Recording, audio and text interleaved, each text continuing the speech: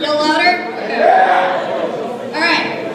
So we're gonna kick it off with good anime, so thanks for coming. Alright. So I chose Mekakucity Actors.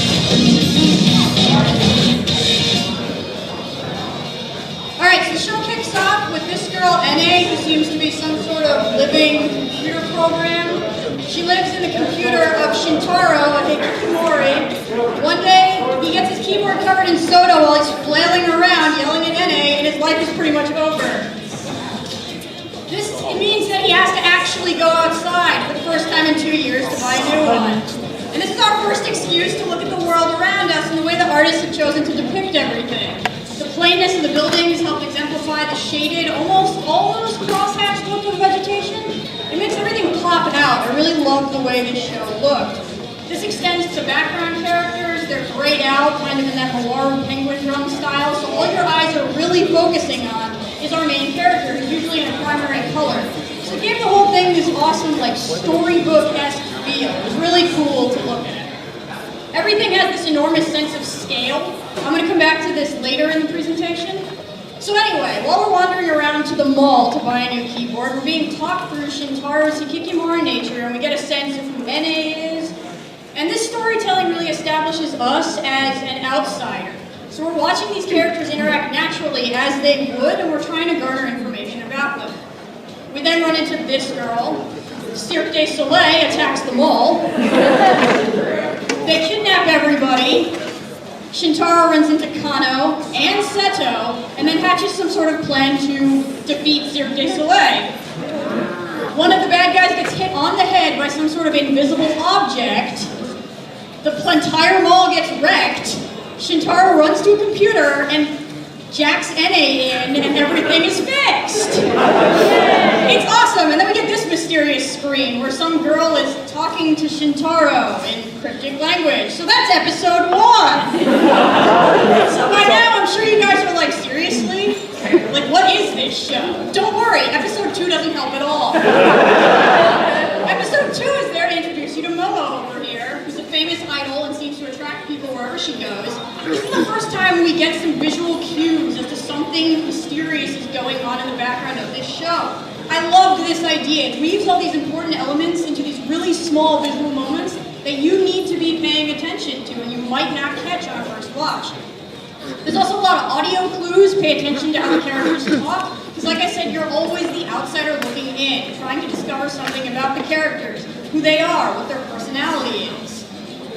Adding to the awesome visual style, the show really kind of borrows heavily from metaphor-laden shows like Revolutionary no Luna, and this is specific to Momo's episode. You're constantly trying to figure out what a lot of the imagery in her episode means.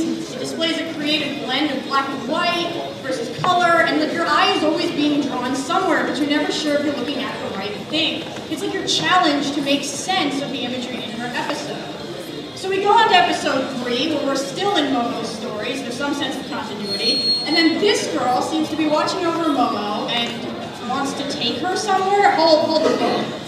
That girl looks awfully familiar. Like, almost like she's from episode 1. Hey, how about that? So eventually Momo is pseudo-captured and taken to some sort of base. You know, one of the weird things that was kind of interesting about this show is that its setting is always left really mysterious and vague. You never really know where our characters are, and it kind of adds to the whole idea that we might just be inside of one giant metaphor. But it helps you to think about the plot and all the clues that the plot is trying to give you. So we finally get some minor exposition. So to add to what you've been trying to figure out, we get a little piece of the puzzle that the characters actually explain. So the show never leaves you with that annoying open-endedness of those, you know, artsy style shows that are like, figure everything out because we didn't actually have a plot. Yeah. However, our characters purposely withhold information, so we really only get a transient sense of what's going on all the time.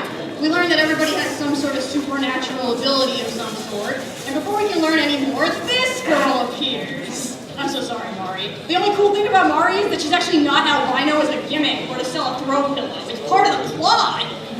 How cool is that? Anyway, she desperately tries to serve everyone tea. Momo's phone explodes, and they all end up at the mall to go buy a new cell phone, where they run into Shintaro, and then Cirque du Soleil attacks the mall. And now we're told the story from a complete opposite perspective.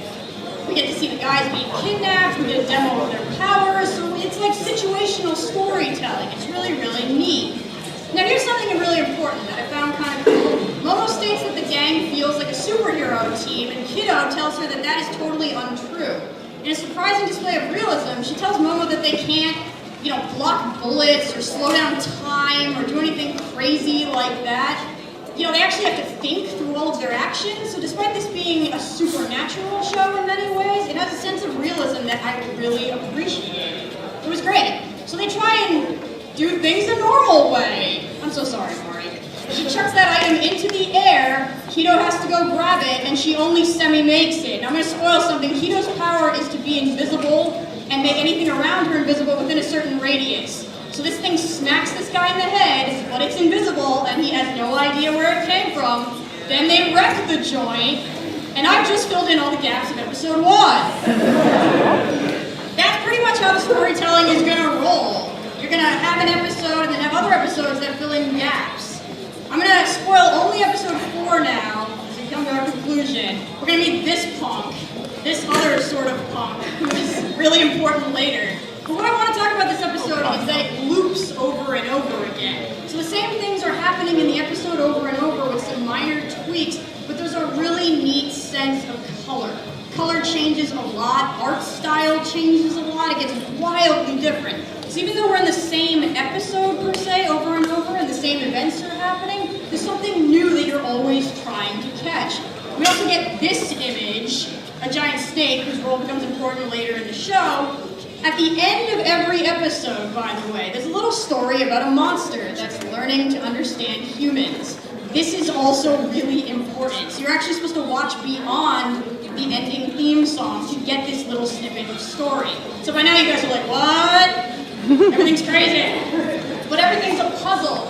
It's really just a challenge to put the plot together. So on top of all these story elements that are feeding into one another, there's the story of the snake, which is separate but feeds into the plot, and the story of the monster, which feeds into the story of the snake and the plot. So you gotta be paying attention at all points in time. It was so much fun.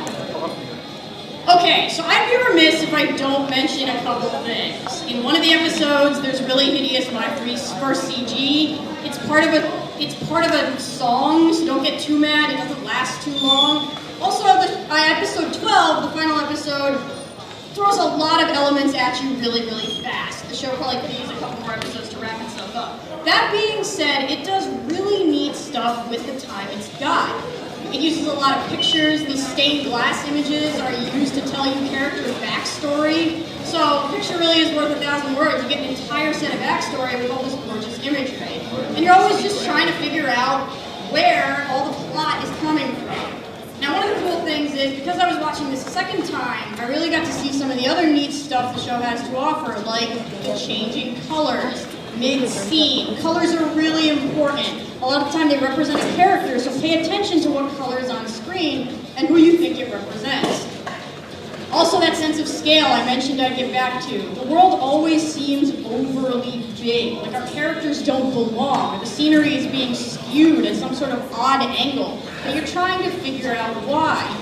You always want to know why the art is wildly different in some scenes versus others. It's just a really neat show to watch and take in. I want to end on the music. The music is one of the coolest parts of the show. Not only is it really awesome to listen to, music feeds into the characters. Every character has a song which actually plays over certain character episodes. So if you happen to get a set of Mekakucity Actors that's got translations of the songs, they are really, really important. So it's awesome the way they weave art and music, really interesting plot into this full package. I highly suggest you check it out.